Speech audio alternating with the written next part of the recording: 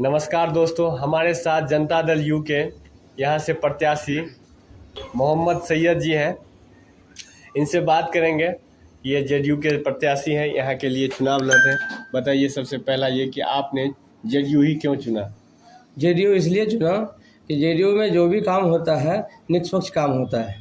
यहाँ पे किसी भी जातिवाद और जो है ऊंच नीच ये सब यहाँ नहीं चलता है। यहाँ पे चलता है जो भी चलता है ईमानदारी चलता है। यहाँ पे सबका साथ सबका विश्वास चलता है, सबको लेके चलने वाली पार्टी है, इसलिए चुना जेडीयू। लेकिन दिल्ली में तो जेडीयू का कोई जनाधार अपना है नहीं, फिर आपने चुना जेडीयू को क्यों? जनाधार नहीं है जो पूरा दिल्ली में जो है, पूरा तो दिल्ली में यूपी बिहार के ही तो है, सारे जेडीयू वाले ही हैं यहाँ पे रहने वाले है ना। दिल्ली में है कहाँ कोई बाहर के? तो कोई वोट दे नहीं ना है यहाँ पे, दिक्कत ये है ना। वो तो वोट दे रहा नहीं दे रहा वोट, क्योंकि हमारा जो है जेडीयू अभी जो है यहाँ पे शुरुआत ही किया है। अच्छा, तो अब हम धीरे धीरे आगे बढ़ रहे हैं, हमारा जनाधार बढ़ रहा है, तो इसलिए हमारी शुरुआत हुई है। आप जेडीयू से कब से जुड़े हुए हैं? जेडीयू में हम जो 2.5 साल से जुड़े हैं करीब। अच्छा, जमीन पे काम कर रहे हैं कि चुनाव के समय में सिर्फ टिकट लेके आप चुनाव लड़ रहे हैं? नहीं, हम तो गुरुजी के साथ जो ज़मीनी काम कर रहे हैं। अब से पिछले साल प्रत्याशी रह चुके हमारे गुरुजी राजपाल सोलंकी जी, इनके नेतृत्व में ही काम कर रहे हैं हम, और इनके साथ काम कर रहे थे, इनके लिए काम कर रहे थे। जो है गलियां नाली भी साफ करे, कूड़ा भी उठाए हैं, और लोगों की जो परेशानी थी छोटी छोटी, जैसे कि किसी का पैन कार्ड, किसी का आधार कार्ड, किसी का वोटर कार्ड, श्रम कार्ड, ये सब वाला काम जो छोटे छोटे जो है ये है। वो हेल्थ का भी है, गुरुजी हमारे ये रह चुके हैं योगा से, तो उसका भी जो है हम लोग जो है कैंपिंग करते थे, और इस तरह से लोगों को जो पहुंचा सकते जितना भी फ़ायदा वो पहुंचाने की कोशिश कर रहे थे। अभी भी झरोदा की गलियां और सड़कें जो है बहुत ही दयनीय स्थिति में। कभी इसके लिए आप आवाज़ उठाए? कभी उनके जनता के साथ जाके कहीं पे प्रोटेस्ट किए? यहाँ के जो एमसीडी के जो रेखा सिन्हा था उनके पास कभी गए इस समस्या को लेकर? जनता के साथ तो नहीं किए, तो उस लायक हम अभी तो शुरुआत ही किए थे, अभी तो ज़्यादा दिन हुआ नहीं।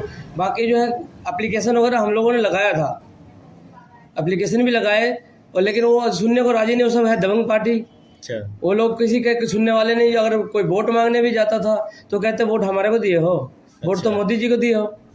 तो इसलिए जो है हम लोग जो चुप बैठ जाते थे, क्या करते फिर। और हमारा उतना जो है इससे पहले तो मेजोरिटी भी हमारा उतना नहीं था। सुनिए ना, बिहार में मोदी जी और आप तो साथ ही में थे ना? हाँ, साथ में ही थे, तो वो लोग कहते थे ना कुछ दिन पहले ही अलग हुए हैं। जी, फिर भी आपके सुना नहीं जा रहा था दिल्ली में। जी, आप लोग एक पार्टी से होने के बाद भी एक दूसरे की बात नहीं सुन पा रहे थे और न सुना पा रहे थे।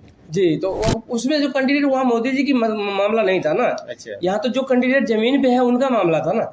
अगर आप जीतते हैं तो झरोरा जो है वार्ड 10, उसमें क्या क्या काम करेंगे आप? झरोदा वार्ड में कहीं भी जो पब्लिक टॉयलेट नहीं है, ये काम है पहला मुद्दा। दूसरा मुद्दा जो है गरीब बच्चों के लिए पढ़ने के लिए जो है लाइब्रेरी नहीं है, वो काम होगी। यहाँ पे जो बड़े बुजुर्गों के लिए पार्क नहीं है, ये काम होगी। और गलियों का नवीकरण होगी, और सारे जो है साफ़ सफाई होगी, ये सब काम होगी। और लाइटिंग भी सारे बंद पड़े हुए हैं, कोई काम नहीं हुआ। कहने का मतलब 5 साल 15 साल के अंदर थोड़ा बहुत कुछ चुनाव के टाइम में आते हैं सारे नेता और काम करके चले जाते हैं। उसके बाद जनता ऐसे ही परेशान रहते हैं। लगातार 15 साल से एमसीडी में बीजेपी है यहाँ पे, और काम कोई नहीं हुआ है। तो जो भी काम है फंसा हुआ, गलियों के नवीकरण और सब साफ सफाई, लाइटिंग और पार्क और लाइब्रेरी, और जो है अपना जो है ये शादी का जो है जो बनता है अपना जो है पब्लिक शादी के लिए मॉल, वो बनवाना है। ये सब है हमारा मुद्दा यहाँ पे।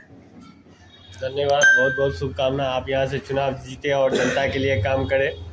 हमारे साथ अभी थे जेडीयू के प्रत्याशी। चलिए आगे किसी प्रत्याशी से और बात करते हैं। धन्यवाद।